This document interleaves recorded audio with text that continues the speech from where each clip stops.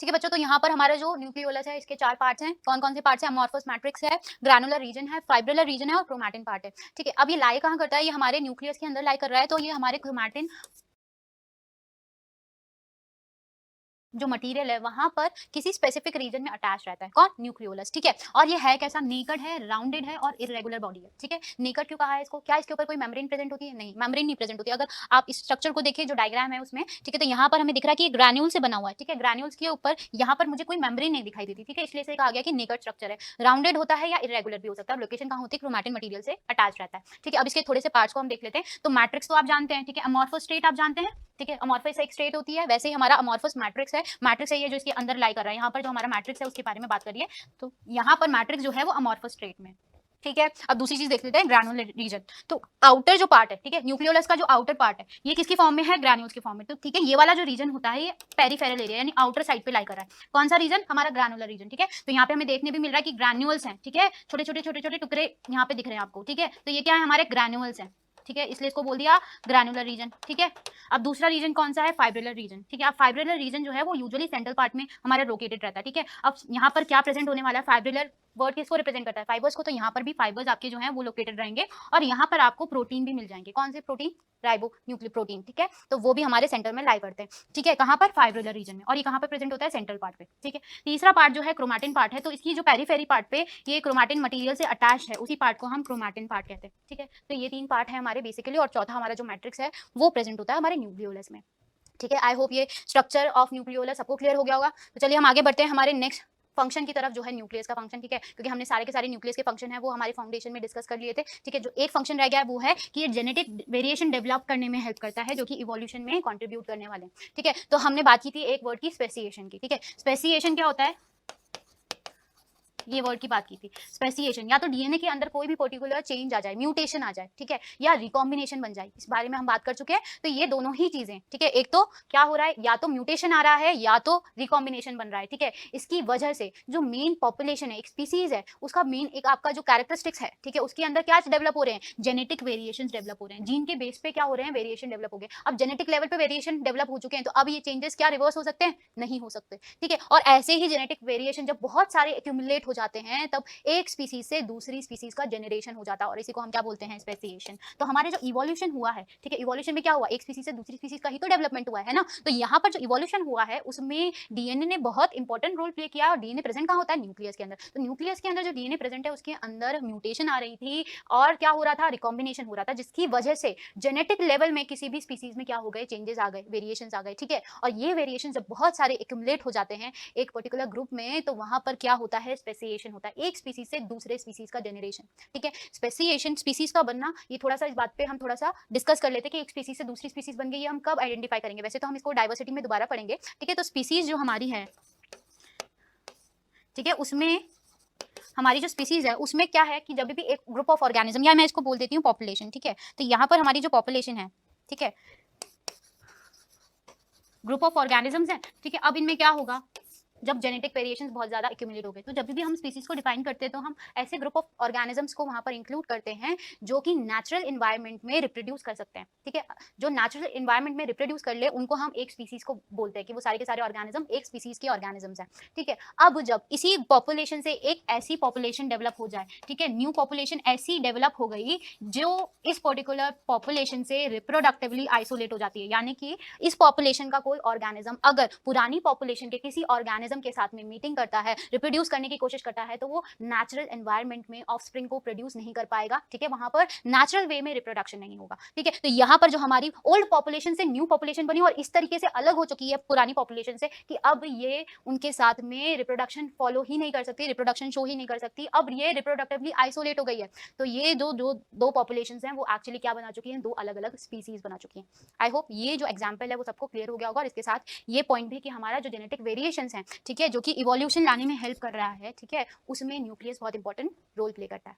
ठीक है, तो अब हम आगे बढ़ते हैं हमारे नेक्स्ट टॉपिक की तरफ, दैट इज माइटोकॉन्ड्रिया। ओके, तो अब हम माइटोकॉन्ड्रिया को थोड़ा सा यहाँ पर डिस्कस करने वाले। माइटोकॉन्ड्रिया से रिलेटेड हम सारी बातें पहले पढ़ चुके हैं, बट एक जो पॉइंट हमने नहीं पढ़ा था वो ये था कि हमारा जो एटीपी सिंथेसिस होता है हमारे माइटोकॉन्ड्रिया के अंदर during the process of respiration, ठीक है, ये कहाँ पर होगा?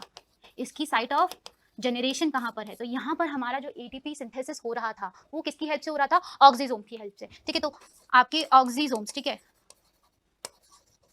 या जिनको आप F0 F1 पार्टिकल भी बोलते हो, ठीक है, ये जो है जनरेशन में हेल्प करते हैं किसकी, एटीपी के, ठीक है। अब इस एटीपी को सिंथेसाइज करने के लिए कोई एंजाइम भी चाहिए रहेगा, ठीक है, तो वो एंजाइम जो कि रिक्वायर्ड है एटीपी बनाने के लिए उसका नाम है एटीपी सिंथेटेज एंजाइम, ठीक है।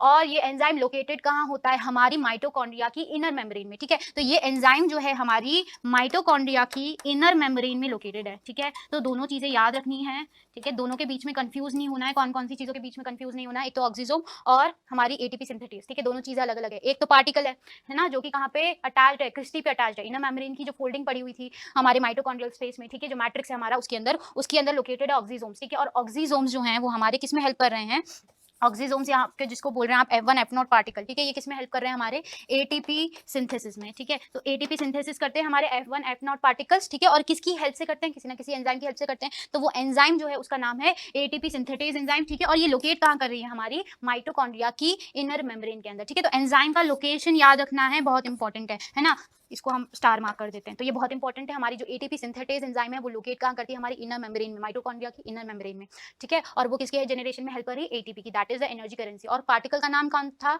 जो कि हमारे एटीपी सिंथेसिस में हेल्प कर रहा था, F1 F0 पार्टिकल, ठीक है। चलिए आगे बढ़ते हैं हमारे नेक्स्ट ऑर्गेनल की तरफ जिसका नाम है लाइसोसोम, ठीक है, इसको तो सब जानते हैं, सुसाइडल बैग बोलते हैं इसको,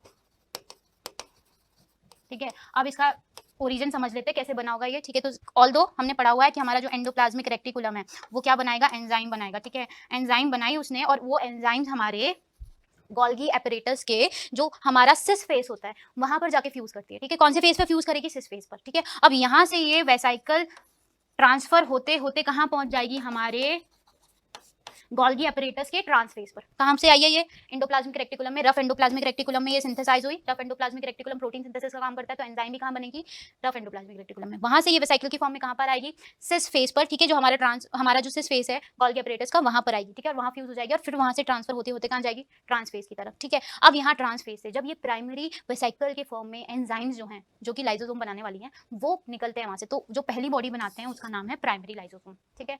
कौन सी लाइसोसोम है ये अभी अभी फ्रेशली कहाँ से डिटैच हुई है, हमारी गोल्गी अपरेटस की सरफेस से, ट्रांस बॉडी से, ठीक है, ट्रांस सरफेस से ये क्या हुई है, इमर्ज हुई है, ठीक है, डिटैच हुई है, ठीक है। अब क्या होता है, अब ये प्राइमरी लाइसोसोम, ठीक है, थोड़ी देर बाद में हमारी जो प्लाज्मा मेम्ब्रेन है ना, हमारी मान लीजिए ये प्लाज्मा मेम्ब्रेन है, ठीक है। अब यहाँ से हमारा जो पिंचिंग इन होगा वेसाइकल का, ठीक है, और बाहर से कोई भी एंटीजन या प्रोटीन जो है वो हमारी उस वेसाइकल के अंदर कहाँ मूव करेगा, सेल के अंदर, ठीक है। अब ये जो बॉडी आई है इसका नाम है एंडोसोम या फैगोसोम, ठीक है, इसको क्या बोलेंगे, एंडोसोम या फैगोसोम, ये जो बॉडीज है, ठीक है।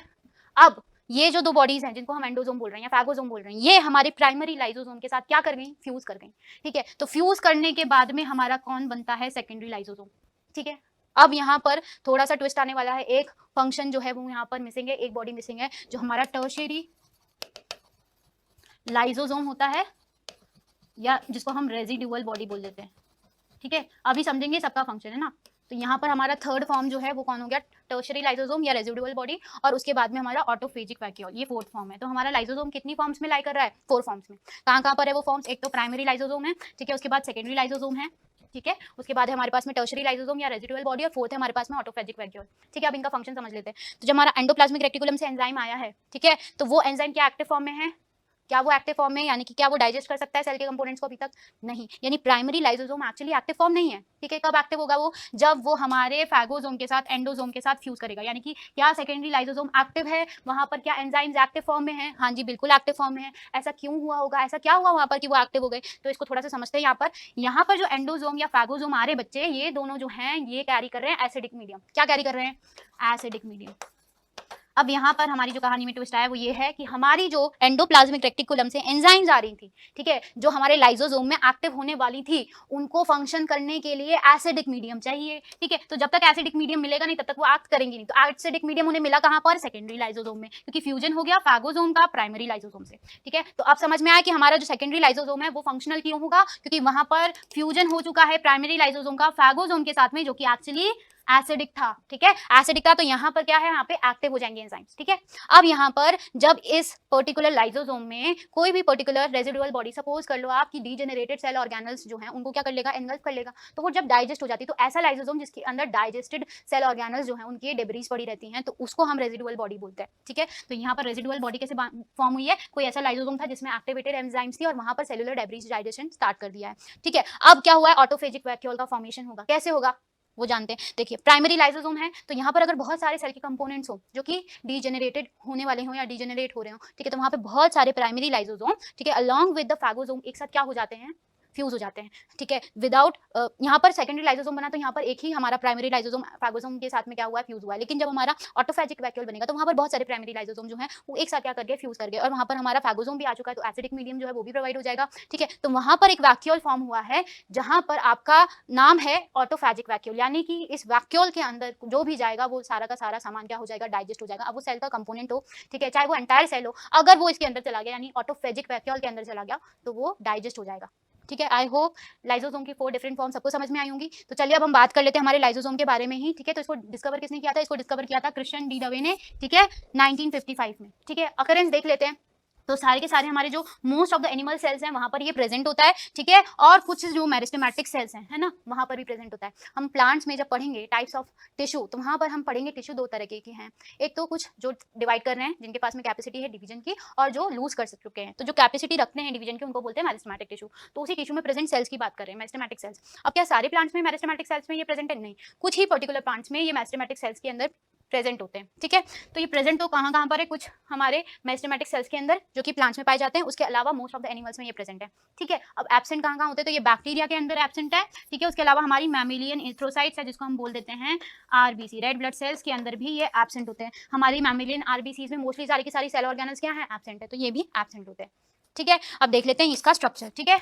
तो ये एक छोटा सा मेम्ब्रेन बाउंड वेसिकुलर स्ट्रक्चर है, ठीक है, जो कि साइटोप्लाज्म में प्रेजेंट रहता है, और इसका काम क्या है कि ये इंट्रासेलुलर डाइजेशन का काम करेगा। सेल के अंदर होने वाली डाइजेशन जो है वो इसके थ्रू होगी। अभी हमने देखा था इसके अंदर क्या है, एंजाइम्स प्रेजेंट है, ठीक है। तो एंजाइम्स का काम क्या है, डाइजेशन का, ठीक है। तो इसके अंदर जो भी चीजें, जो भी कंपोनेंट्स जाएंगे उनका क्या हो जाएगा, डाइजेशन हो जाएगा, ठीक है। तो डाइजेशन कहाँ हो रहा है, सेल के अंदर, तो इंट्रासेलुलर डाइजेशन करने का काम कौन कर रहा है, हमारा लाइसोसोम, ठीक है। और इसका स्ट्रक्चर कैसा है, एक मेम्ब्रेन बाउंड स्ट्रक्चर है, ठीक है। ये यूजुअली वेसिकल के फॉर्म में होता है, और ये इंट्रासेलुलर डाइजेशन का काम करता है, क्योंकि हमारा सेल जो है उसके अंदर डाइजेशन हो रही है, ठीक है। तो सेल के अंदर हो रही है इसलिए इसको इंट्रासेलुलर डाइजेशन कहते हैं, ठीक है। उसके बाद हम देख लेते हैं हमारे लाइसोसोम के बाकी कैरेक्टरिस्टिक्स के बारे में। तो यहाँ पे इसकी फॉर्म जो है वो पॉलीमॉर्फिक है। पॉलीमॉर्फिक का मतलब होता है एक से ज्यादा फॉर्म में प्रेजेंट होना, ठीक है। तो ये primary lysosome, secondary lysosome, residual bodies और ऑटोफेजिक वैक्यूल के फॉर्म में प्रेजेंट होता है। अभी हमने जस्ट देखा है कि 4 डिफरेंट फॉर्म्स में ये लाई कर रहा होता है, ठीक है। उसके बाद में हमारा जो साइटोसोल जो है उसको जब भी ये क्या कर लेता है, एनगल्फ कर लेता है, कौन कर लेता है, लाइसोसोम, ठीक है। तो ये डाइजेस्ट कर देगा उन सारी चीजों को। कौन कौन सी चीजों को इन्वॉल्व करने वाला है ये,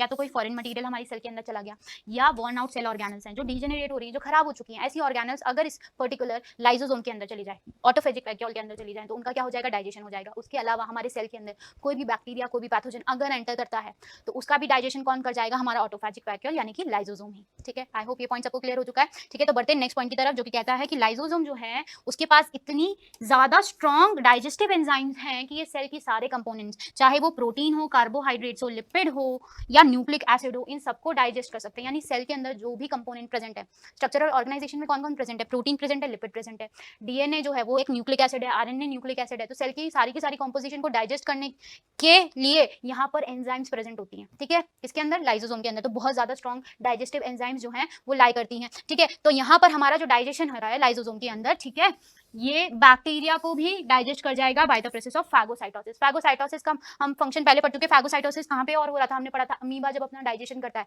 ठीक है। तो वहां पर भी हमने प्लाज्मा मेम्ब्रेन की फ्लेक्सिबिलिटी को समझने के लिए अमीबा में डाइजेशन समझा था। तो सेम वे में यहाँ पे फैगोसाइटोसिस होता है, ठीक है। कौन फैगोसाइटोसिस कर रहा है, लाइसोसोम कर रहा है। किसका फैगोसाइटोसिस कर रहा है, बैक्टीरिया का, है ना, जो सेल के अंदर घुस चुका है, ठीक है। उसको क्या कर जाएगा, खा जाएगा। कौन खा जाएगा, लाइसोसोम खा जाएगा, ठीक है। अब सपोज करो सेल जो है वो स्टारवेशन मोड में चला गया, ठीक है।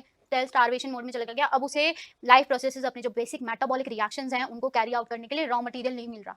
तो लाइसोसोम क्या करेगा, लाइसोसोम हमारे सेल के कुछ कंपोनेंट्स को डाइजेस्ट करना स्टार्ट कर देगा, और इन्हीं डाइजेस्टेड जो चीज़ें होती हैं, ठीक है, उनको वहाँ पर वो क्या कर देगा, सेल के लिए अवेलेबल करवा देगा, इसलिए इसे डाइजेस्टिव बैग भी बोलते हैं, ठीक है। तो ये क्या कर रहा है, हमारे वेरियस ऑर्गेनल्स को क्या कर रहा है, डाइजेस्ट कर रहा है, और फिर वो सारे जो रॉ मटेरियल्स वहाँ पे प्रोड्यूस हो रहे हैं, ठीक है। जैसे सेल को अगर हम क्या करते हैं, डाइजेस्ट करते हैं, तो बेसिक जो कैरेक्टरिस्टिक्स होगा वहाँ पे क्या होगा कि वो स्मॉलेस्ट मॉलिक्यूल में टूट जाए और वो सारे के सारे मॉलिक्यूल्स फिर सेल के लिए अवेलेबल हो जाते हैं वापस से यूज करने के लिए, ठीक है। तो इनको तोड़ने का काम कौन कर रहा है, लाइसोसोम कर रहा है। अब वहाँ पर यहाँ पे क्योंकि डाइजेशन हो रहा है तो इसको डाइजेस्टिव बैग भी बोल देते हैं, ठीक है। ये पॉइंट सबको क्लियर हो गया। तो आगे हम देख लेते हैं कि हम इसको सुसाइड बैग क्यों कहते हैं, क्योंकि इसके अंदर जो एंजाइम्स हैं वो सारे के सारे सेल को डाइजेस्ट कर सकती हैं। अगर ये फट गया, ठीक है, लाइसोसोम, ठीक है, तो क्या होगा, सेल जो है वो सारा का सारा डाइजेस्ट हो जाएगा। इसके अंदर इतनी स्ट्रॉन्ग डाइजेस्टिव एंजाइम्स हैं कि ये सारे के सारे सेल कंपोनेंट्स को क्या कर सकता है, डाइजेस्ट कर सकता है, ठीक है। इसी वजह से इसको हम सुसाइडल बैग कहते हैं। अब यहाँ पे एक बहुत इंपॉर्टेंट फंक्शन है, ठीक है, ध्यान से सुनना इस बात को क्योंकि बहुत इंपॉर्टेंट है। सेल का जो ये ऑर्गेनल है दैट इज लाइसोसोम, ये सेल की प्रोग्राम्ड सेल डेथ में बहुत इंपॉर्टेंट रोल प्ले करेगा, ठीक है। अब सपोज कीजिए सेल इन्फेक्टेड हो चुका है, ठीक है, अब सेल का कुछ नहीं हो सकता, ठीक है। इन दैट केस न्यूक्लियस को पता चल चुका है, तो न्यूक्लियस ने इंफॉर्मेशन भेज दी लाइसोसोम के साथ में कि अब सेल जो है उसकी डेथ होनी चाहिए। तो क्या होगा, हमारा जो सेल है वो उसके अंदर सेल ऑर्गेनल जो है सुसाइडल बैग जो है लाइसोसोम, ठीक है, ये क्या कर जाएगा, ये बर्स्ट हो जाएगा और सेल को डाइजेस्ट कर देगा, ठीक है। प्रोग्राम सेल डेथ बोलते हैं इसको, ठीक है। तो ये प्रोग्राम सेल डेथ कब होगी, इन केस जब हमारा ऑलरेडी सेल ने डिसाइड कर लिया, सेल ने डिसाइड कर लिया मतलब किसने डिसाइड कर लिया, न्यूक्लियस ने डिसाइड कर लिया कि अब सेल जो है वो सर्वाइव नहीं करेगी। इन दैट केस हम लाइसोसोम की एंजाइम्स को यूज करेंगे फॉर प्रोग्राम सेल डेथ, ठीक है। इसका एक और एग्जांपल है जब मेटामॉर्फोसिस होता है, ठीक है। मेटामॉर्फोसिस होता है किसके अंदर, फ्रॉग के अंदर। मेटामॉर्फोसिस क्या है, जब हमारा टेडपोल जो है, ठीक है, ये कन्वर्ट होगा हमारा एडल्ट फ्रॉग में, ठीक है। तो कभी भी जब लार्वल स्टेज से एडल्ट में चेंज होगा, है ना, केवल यहाँ पर टेडपोल की बात नहीं करेंगे, केवल फ्रॉग की बात नहीं करेंगे, नॉर्मल भी अगर आप लार्वा से एडल्ट फॉर्म जो अगर बनती है, जैसे कॉकरोच में भी बनती है, ठीक है, तो लार्वा से एडल्ट जब कॉकरोच बनेगा तो उसमें भी कुछ बॉडी में चेंजेस आते हैं, तो उस प्रोसेस को हम मेटामॉर्फोसिस बोलते हैं, ठीक है। अब यहाँ पर एग्जाम्पल हम पढ़ रहे हैं फ्रॉग का, ठीक है। तो फ्रॉग का जो हमारा जो टेडपोल होता है, ठीक है, उसके अंदर क्या होती है, उसके अंदर टेल प्रेजेंट होती है, ठीक है। अब जब मेटामॉर्फोसिस का प्रोसेस होगा तो वो क्या बनेगा, एडल्ट फ्रॉग बनेगा, और उसके अंदर जो टेल प्रेजेंट होती है वो वैनिश हो जाती है, ठीक है, डीजेनरेट हो जाती है। तो वो कैसे हुई होगी, क्योंकि वहां पर जो टेल में प्रेजेंट सेल्स थे उन्होंने क्या डिसाइड कर ली थी, प्रोग्राम सेल डेथ, ठीक है। तो जैसे जैसे मेटामॉर्फोसिस होता जाएगा वैसे वैसे उसकी टेल क्या हो जाएगी, गायब हो जाएगी, ठीक है, और वो एडल्ट फ्रॉग में कन्वर्ट हो जाता है, ठीक है। तो this is an example of programme cell death which happens in the process of metamorphosis found inside the frog. और ये कर कौन रहा है, हमारा हमारा लाइसोसोम, ठीक है। उसके अंदर जो एंजाइम्स प्रेजेंट हैं वो हेल्प करती हैं इस प्रोसेस के अंदर, और इस प्रोसेस को हम बोल देते हैं एपोप्टोसिस, ठीक है। आई होप ये सारे पॉइंट्स आपको क्लियर होंगे regarding the function of lysosome. So students, हमने आज की क्लास में टॉपिक्स कवर किए, RNA, nucleolus, gene, and then हमने पढ़ा about the lysosomes and the particular mitochondria also. हम अपनी नेक्स्ट क्लास में कंटिन्यू करेंगे अबाउट द माइक्रोबॉडीज और फिर मूव करेंगे towards the centriole. Till then take good care of yourself, stay safe and stay healthy. Thank you.